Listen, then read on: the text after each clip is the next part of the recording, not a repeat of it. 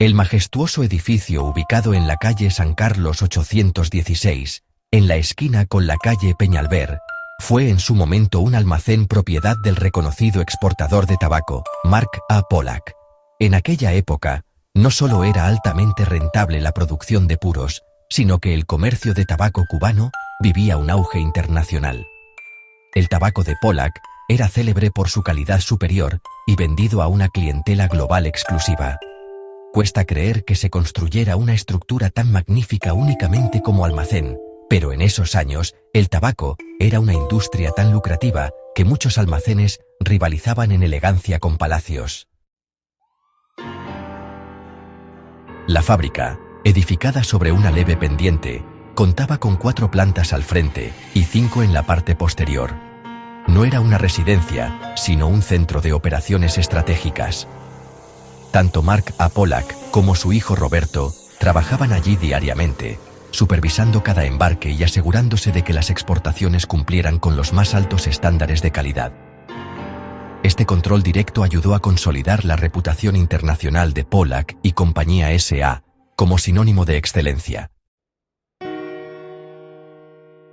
A menudo se ha confundido el origen de Mark A. Pollack. En su libro Los propietarios de Cuba, Guillermo Jiménez lo identifica erróneamente como inglés.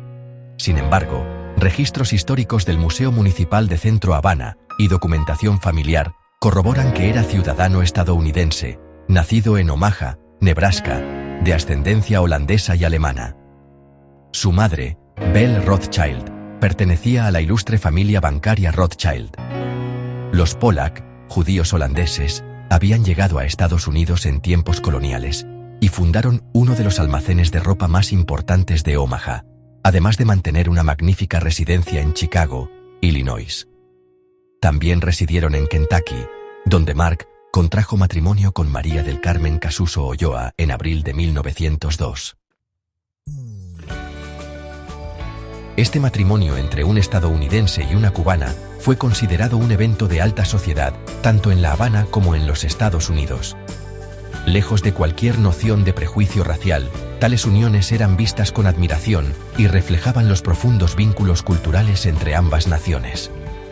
La idea de racismo contra matrimonios entre cubanos y estadounidenses era impensable en el contexto social de finales del siglo XIX y principios del XX. Décadas más tarde, este espíritu de integración quedaría reflejado en uno de los matrimonios más queridos de la cultura popular estadounidense, el de Lucille Ball y Desi Arnaz, protagonista cubano del programa I Love Lucy, cuya relación se convirtió en un símbolo de aceptación y amor, admirado por millones de personas. Su hijo, Roberto Pollack, heredó la dirección de la empresa familiar y, como su padre, fue un empresario hábil. A diferencia de Mark, Roberto diversificó su actividad comercial, dirigiendo también negocios dedicados a la venta de electrodomésticos, televisores y radios. Contrajo matrimonio con Marie Chita Diel, hija de Hermann Diel, un destacado comerciante de tabaco de origen alemán. Esta unión fortaleció aún más los lazos entre dos de las casas tabacaleras más influyentes del país, consolidando relaciones con vegueros, o sea, productores de tabaco, y fabricantes de puros de prestigio. Chita, por su parte, fundó la exitosa cadena de tiendas de ropa femenina Chitas Moda, y además, pertenecía a una familia con vínculos directos con la aristocracia española. La familia también poseía vastas fincas en Pinar del Río, donde cultivaban el mejor tabaco de la región de Vuelta Abajo en Viñales, considerado el más fino del mundo. Pero sin duda, su propiedad más emblemática fue la Mansión Pollack, concluida en 1929. Esta joya arquitectónica, de estilo florentino neoclásico, fue diseñada por el célebre arquitecto cubano Leonardo Morales y Pedroso, máximo exponente del eclecticismo arquitectónico cubano del siglo XX. Ubicada en la calle 21, número 15001, en el reparto Cubanacán, antiguo Country Club de La Habana, la residencia ocupa 13.000 metros cuadrados, rodeados de jardines exuberantes. El interior albergaba paneles decorativos sobre el descubrimiento de América, dispuestos en la gran sala principal, los cuales lamentablemente se perdieron durante una restauración negligente en época revolucionaria. Una escalera monumental, flanqueada por esculturas de mármol, conduce al segundo nivel. La sala principal, de 16 metros de ancho por 8 de profundidad, se abre a una terraza con jardines y fuentes ornamentales rodeadas de aves y plantas exóticas. El techo, construido con maderas preciosas, se complementaba con obras de arte, jarras de porcelana y una profusión de detalles europeos. El patio central de la mansión, excepcional para una vivienda del siglo XX, está rodeado por una galería porticada de columnas en ambas plantas. Cada una de las 46 columnas fue tallada en un mármol diferente: rojo, blanco de Carrara, gris perla cubano, verde montaña, entre otros, importados desde 46 países distintos, a un costo elevadísimo. Mark Pollack dirigió la compañía Pollack y Compañía Sociedad Anónima hasta su muerte en 1946 y fue presidente de la Asociación de Comerciantes y Productores de la Hoja de Tabaco de Cuba. Contrario a ciertos registros erróneos, su hijo Roberto jamás disolvió formalmente la empresa. La compañía fue confiscada sin compensación por los revolucionarios comunistas tras la toma del poder.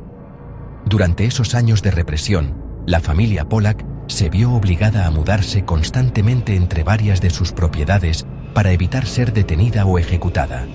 Las ejecuciones extrajudiciales eran una práctica común por parte del régimen, utilizado como herramienta de intimidación contra las familias prominentes de la República anterior. En años recientes, la mansión ha sido alquilada por el régimen cubano a un precio de $2.000 estadounidenses por noche. En un intento propagandístico, fue ofrecida como alojamiento al Papa Juan Pablo II y a los reyes de España.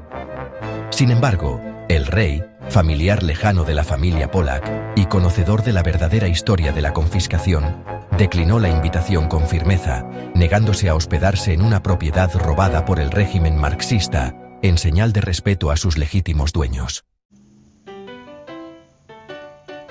En su época como república constitucional, Cuba era una nación vibrante, moderna y con una de las economías más avanzadas del hemisferio occidental. Su Producto Interno Bruto y su nivel de vida superaban al de países como Austria, Japón, España e Italia.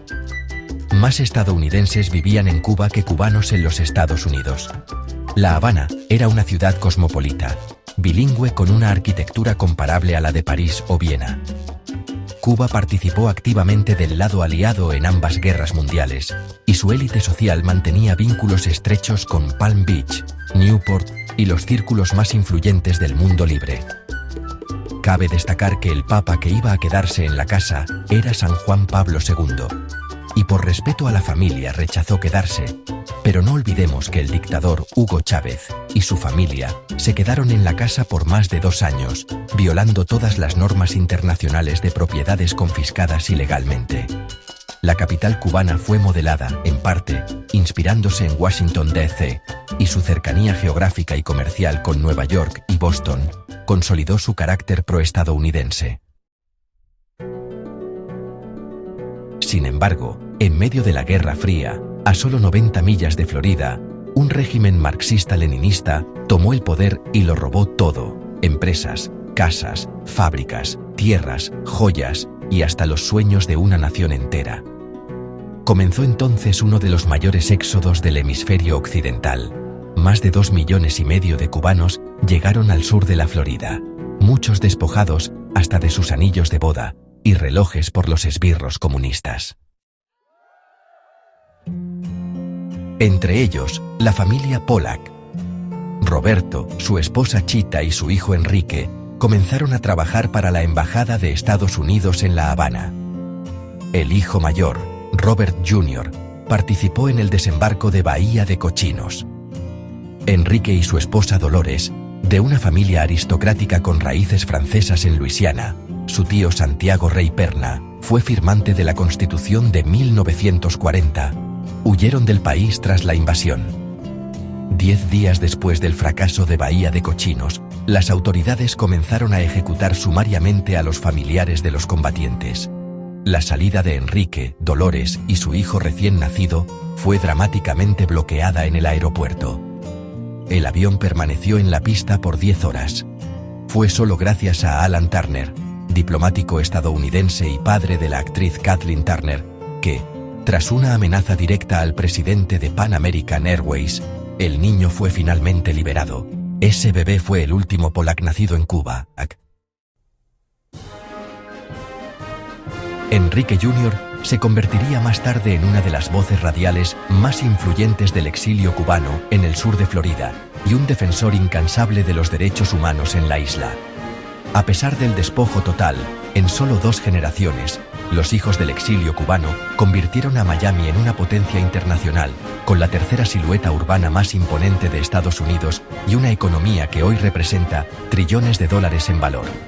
Miami es ahora el Wall Street del sur y la capital informal de América Latina. Note: no mención de Juan 20:13 encontrada en el guión de este capítulo, por lo que no se realizaron reemplazos. A pesar de todo el daño sufrido, las familias cubanas no han olvidado.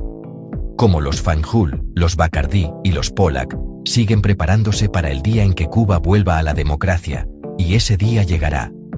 Porque así como se restituyeron bienes tras el Holocausto, y después de la caída del comunismo en Europa del Este, lo que fue robado a las familias cubanas deberá ser devuelto. La memoria persiste. Y la justicia, aunque tarde, siempre regresa. Si has disfrutado este contenido, no olvides darle like y suscribirte, y asegúrate de compartir este video, para que la verdad se difunda.